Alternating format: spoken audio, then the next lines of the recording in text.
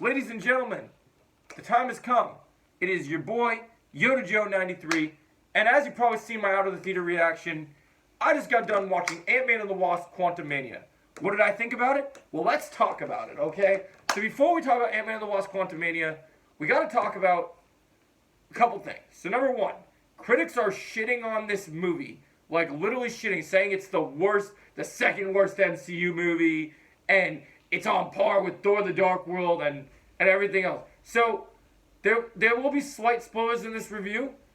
First of all, I will say, critics, I'm taking shots at you, okay? You hear me? All you critics out there that gave this movie bad scores, do not speak when I am in the room. You understand? Because I have the floor, and this is my review, and I'm speaking, and I'm here to speak the truth. And the truth is, this movie rocks, okay? Is it a perfect script? Is it a perfect story? No.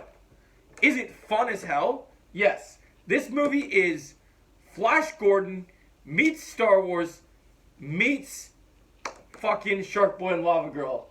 And this is for all your Shark Boy and Lava Girl fans. You know, when I was watching this movie, when I saw MODOK looking like Mr. Electric, I kept singing, you know, dream, dream, dream, dream, dream, dream.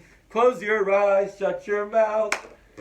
Dream, dream, dream, dream, dream, dream. And that's what this movie felt like, man. It was like when, as every moment you're in, you're loving it, and then it goes dream, dream, dream, dream, because it's great.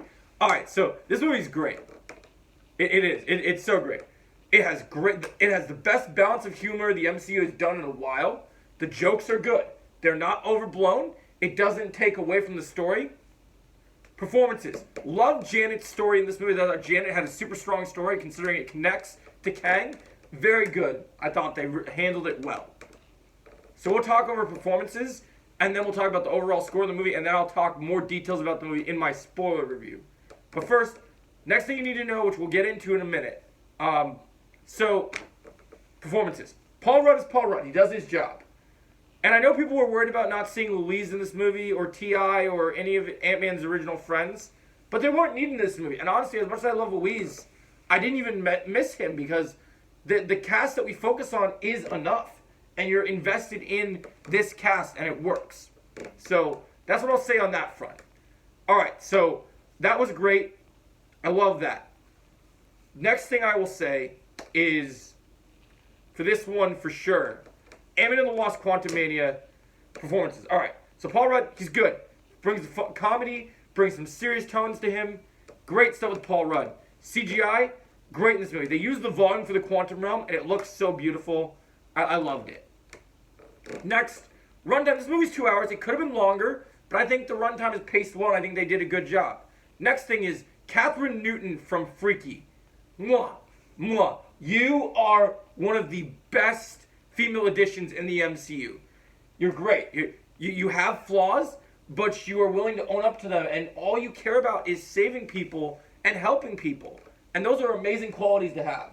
So, if you gentlemen are younger and you're looking for someone to wife up in the MCU, you should wife up Katherine Newton, because she'll take care of you. She'll save the world and save you in other ways, if you know what I mean.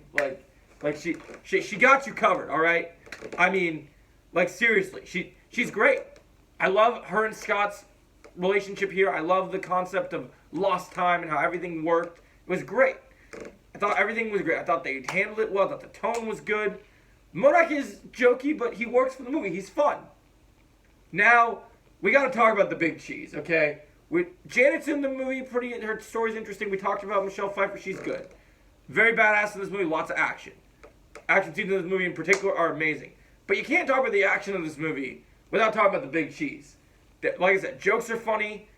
Interesting stuff how they explore the quantum realm. Like I said, interesting creatures and stuff you get to explore. Peyton Reed made a weird movie, but it totally works. Now, let's talk about the big cheese. We all know what you guys came here to see in the movie. Who is the real star of this movie? Is this Ant-Man? Or is this Jonathan Majors? Obviously, I know he appeared in the cameo scene of Loki, season 1 of He Who Remains. But you're not here to see that movie. You're here to see Kang, right? You want to see Kang the Conqueror? You want to see Jonathan Majors being one of the most badass MCU villains? Oh, it delivers. Kang in this movie is incredible. The second Kang is on screen, you're like, Am I watching an Ant-Man movie or a Kang movie? Alright, I'm watching the Kang movie. I'm here for Kang. I'm here for Jonathan Majors. Like, if this movie doesn't make you want to see Jonathan Majors in every single next movie, then you're not watching it right. Because this man is the new Darth Vader of the MCU. He's terrifying. He doesn't even need to blast you with his energy beams. He doesn't need to punch you or kick you. The man tells you to do something. He commands presence. He doesn't need a voice changer. He doesn't need to deepen his voice.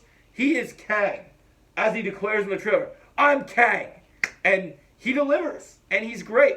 And I can't wait to see even more. Like your main says, you think I'm dangerous. Just wait till you meet my variants. Like, seriously, man, wait till you meet his variants. Badass action. Everybody gets a standout fight scene in this movie. I loved how it was handled. I loved everything. I'm going to give Ant-Man and the Wasp Quantumania. Oh, wait, before I give the score. End credit scenes in this. Normal end credit scenes for every MCU movie that you'll get. Sometimes there's a funny end credit scene, and sometimes there's a sort of serious MCU credit scene. This movie has the best end credit scenes, hands down, since Thanos showed up. And they are important. Do not leave the theater before you see these end credit scenes. They are very important to the future of the MCU. Well, thanks, guys, for watching. I'm going to give this movie an 8.5 out of 10. I loved it. Let me know what you thought in the comments below. And we'll do the spoiler review on Sunday. Thanks for watching.